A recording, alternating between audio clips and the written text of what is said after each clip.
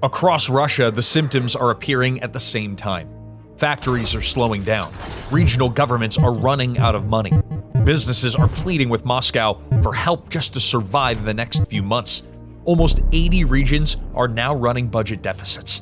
Industrial centers that once powered the Russian economy are warning of mass layoffs, and entire supply chains are starting to freeze as unpaid bills pile up across the country. At first, it looked like a temporary slowdown, but the pattern is becoming impossible to ignore. Something huge just broke inside Russia's economic system. A crisis spreading region by region, industry by industry, like a disease moving through a body. And the worst part? This may be exactly the kind of collapse Putin's war economy was always destined to create. Now, when numbers like these first start to surface, the temptation is just to dismiss them. Russia's been written off before. Sanctions didn't break it, economic isolation didn't break it, and every time the West declared the Russian economy was on its last leg, well, Putin kept finding a way to keep the machine running. But what we're watching right now is fundamentally different from anything that came before.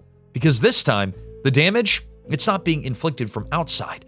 It's being generated from within, by a system that's been quietly consuming itself to sustain a war it cannot afford to stop and cannot afford to lose. Let's break down exactly what just broke and why the damage may be far deeper than anything Moscow wants the rest of the world to see. Start with the raw numbers, because they tell you everything you need to know. According to data from Russia's ACRA credit rating agency, published by the Kommersant business newspaper in February of 2026, the combined budget deficit across Russia's regions hit a record 1.48 trillion rubles in 2025. That translates to approximately $19 billion. And to understand what that really means, that figure is 3.6 times worse than the previous year's shortfall. Not 10% worse, not 50% worse, 3.5 times worse in a single year. The number of regions running a deficit jumped from 50 in 2024 to 74 in 2025. Russia counts 89 regions in its fiscal reporting, and that total includes the Ukrainian territories that Moscow has annexed but does not yet fully control. So when we say 74 regions are in deficit, we're talking about more than 83% of the country. Province by province, republic by republic, the red ink is everywhere.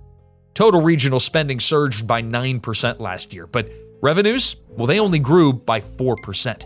That's not a gap that you can paper over with emergency transfers. That's a structural fracture, a split that widens every month that the war continues and the Kremlin refuses to change course. Economists have flagged this trajectory months ago. Janusz Kluge of the German Institute for International and Security Affairs put it plainly. The regions have spent far more on the war in 2025 than in other previous years. Soldier compensation payments to injured veterans, lump sum payouts to families of the dead, local conscription costs.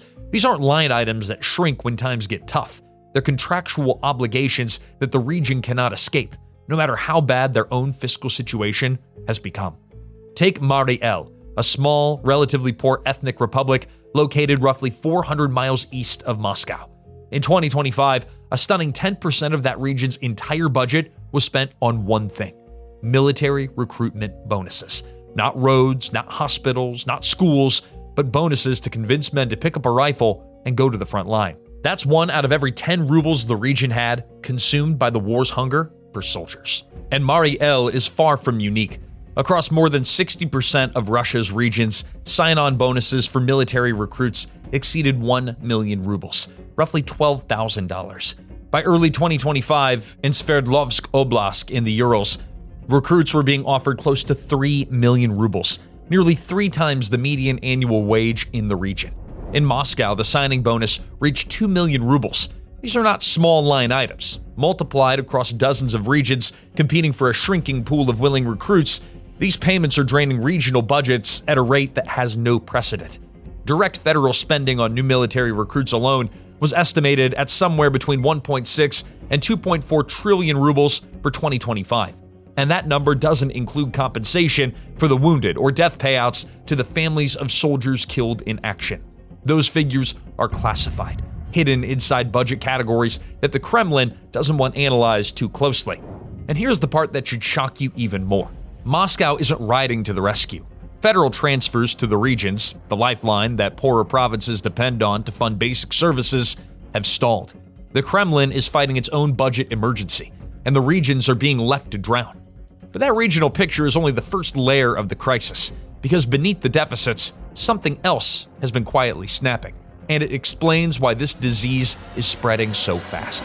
For the past 4 years, the Kremlin's central economic strategy has been deceptively simple. Pour money into defense manufacturing, create jobs in weapons factories, flood the economy with military spending, keep unemployment low, keep wages in the defense sector high, and point to the GDP numbers as proof that the sanctions aren't working. It did work for a while. Russia's GDP grew at 4.1% in 2023 and 4.3% in 2024. Those numbers were real, but they were almost entirely driven by one thing: the war. Strip out defense spending, and the underlying civilian economy was already stagnating. The Kremlin was essentially mistaking the gas pedal of a dying engine for genuine acceleration. By 2025, Russia was spending an estimated $186 billion on defense, 7.3% of its entire GDP, according to the International Institute for Strategic Studies. Defense and security combined now account for roughly 40% of the total federal government spending. That's a proportion that Russia hasn't seen since the Cold War. 40 cents of every ruble the federal government spends goes toward the military machine. Everything else, healthcare, education, infrastructure, social support, divides the remaining 60 cents between them. The war has more than doubled Russia's defense spending since 2021, and the civilian economy is paying the price. The bill, as it turns out, is now overdue, because the moment you stop pumping military money into an economy restructured entirely around it, the whole framework begins to shake. GDP growth has already collapsed, from 4.9% in 2024 to just 1% in 2025. The machine isn't broken yet, but it is beginning to slow down. And slowing down in a war economy is how the breakdown begins. To fight the inflation that military spending was driving, because when you flood an economy with government money while simultaneously cutting off imported goods, prices explode, Russia's central bank raised its key interest rate to a staggering 21% by October of 2024. That is one of the highest rates anywhere in the world. Think about what that means for any business trying to borrow money to expand, to upgrade equipment, to survive a difficult quarter. At 21%, borrowing becomes essentially impossible for anyone outside the defense sector. And the defense sector doesn't need to borrow. It gets funded directly by the state. So the civilian economy began to freeze. Not dramatically, not all at once, but steadily, month by month, like a river slowly icing over in the winter. Russia's Manufacturing Purchasing Managers Index, which surveys procurement managers and measures whether the industrial sector is expanding or contracting, pointed to contraction every single month since May of 2025. The Central Bank of Russia's Business Climate Index, drawn from surveys of approximately 15,000 enterprises nationwide, slipped to just 0.2 points in February of 2026. A reading of 0 marks the threshold between expansion and contraction. Russia was barely above it and sliding. That February reading was the weakest since October of 2022, the month of mass mobilization, the month that hundreds of thousands of men fled Russia overnight. Businesses shuddered in panic, and the country experienced a gut punch of collective fear. We are back at those confidence levels now, without any fresh shock to explain it, just a slow grinding cost of a war that's been going on for too long. The central bank's own data makes the divide visible. Companies surveyed in February of 2026 sharply downgraded their assessment of current business conditions. That component fell to its lowest level since May of 2022. Firms reported weakening demand for their products. The share of companies cutting production continues to outrun those expanding it. What little optimism remains in the index comes entirely from forward-looking expectations.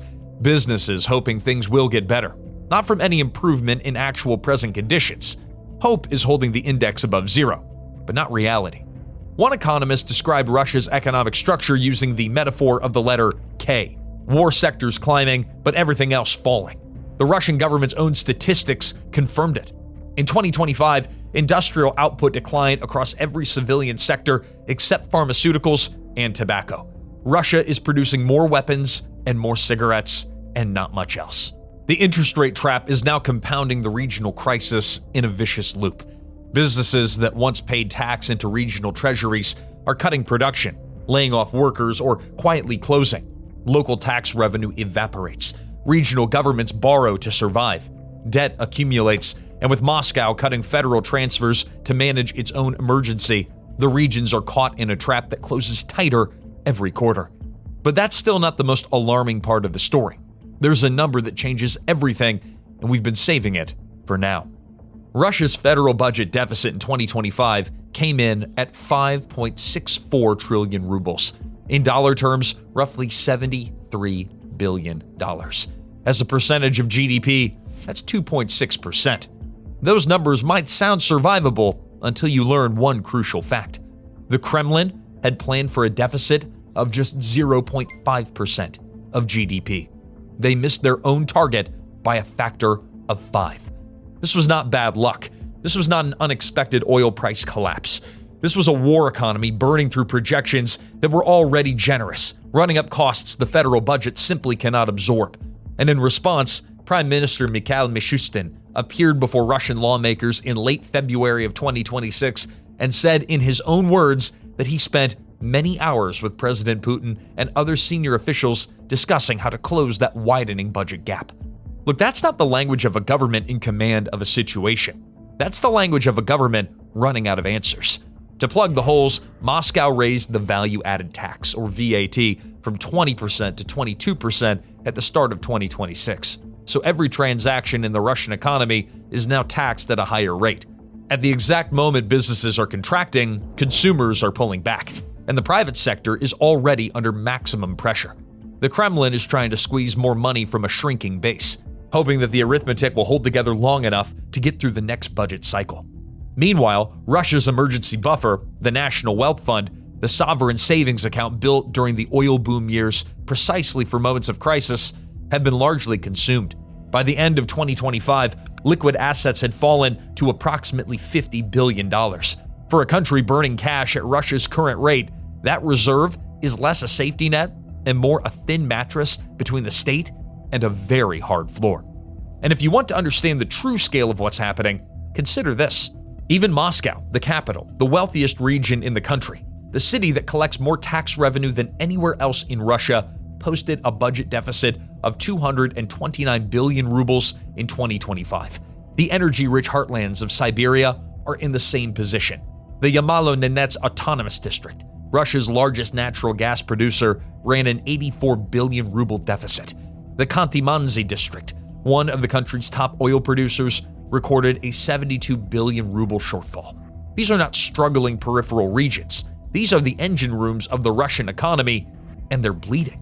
So what happens when the engine room runs dry? Analysts at RUSI have been clear on one sobering point.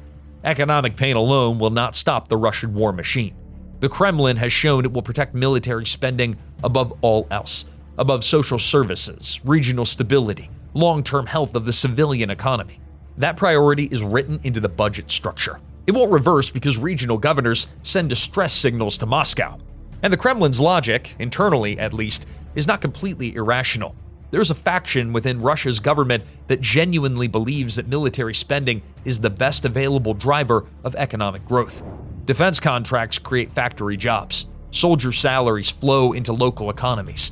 Casualty payments and recruitment bonuses inject cash into regions that had very little to begin with. For some of Russia's poorest areas, the war has ironically been a short-term financial windfall. The problem is that dead men don't pay taxes, and borrowed prosperity built on weapons and death payments is not a development model. It's a debt trap with a fuse.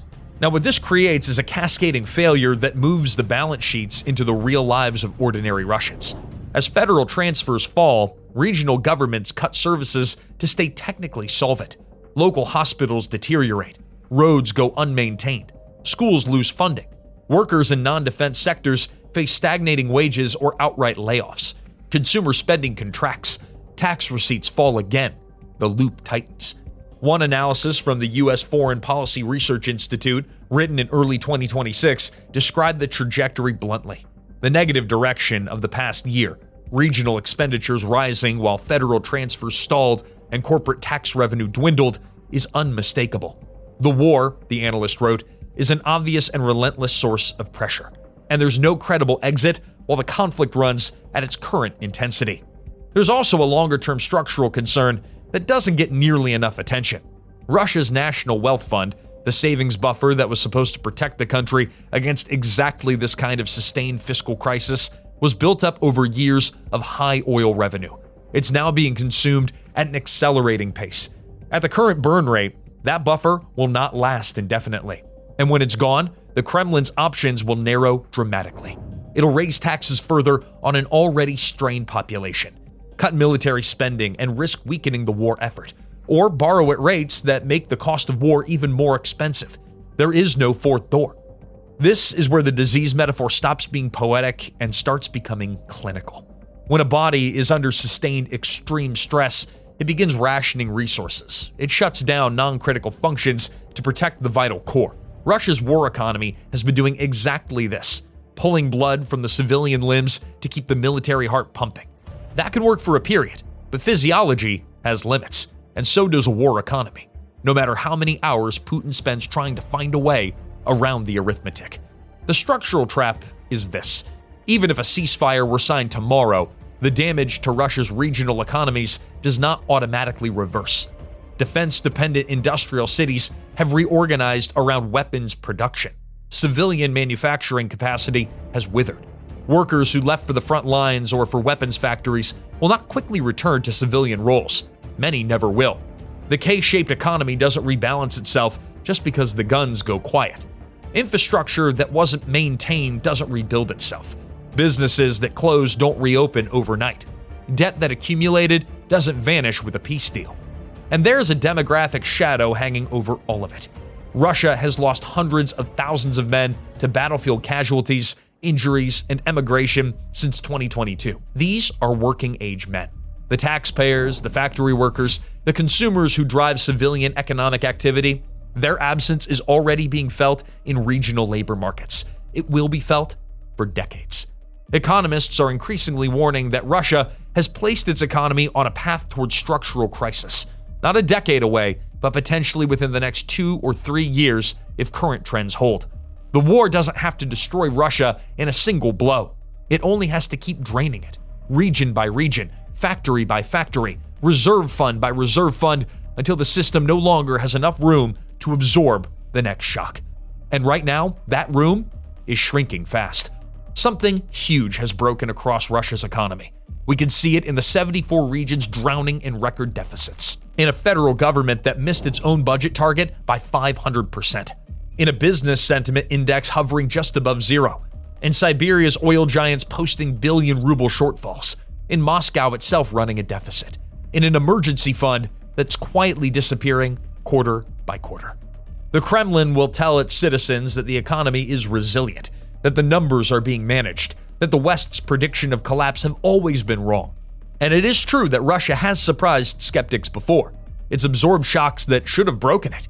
But there is a difference between absorbing a shock and sustaining a 4-year drain on every level of the state simultaneously. Federal, regional, civilian, demographic. Putin built a war economy. He fed it everything. Civilian investment, regional stability, decades of accumulated reserves, long-term financial health. And for a few years, the illusion held. But an illusion sustained by depleting savings, rising debt, and regions forced to fund their own slow collapse can only hold for so long before the body starts revealing what the balance sheets already know. The disease has a name. It's a war you cannot pay for, and a war you cannot afford to stop. So here's the question no one in the Kremlin wants to answer publicly. At what point does a financial crisis become a political one? At what point do 74 regions, cutting hospitals, watching their economies hollow out, paying death bonuses to grieving families while their own budgets implode, stop being a fiscal problem and start becoming something far more dangerous for the man at the top? We've seen this pattern before in Russian history. The last time Moscow tried to sustain an empire its economy couldn't support, it didn't end with a controlled press conference. Let us know in the comments, do you think Russia's economy is heading for a genuine collapse, or will the Kremlin find a way to hold the system together? Subscribe to Fall of Nations, because this story is far from over, and the next chapter may arrive faster than anyone is ready for.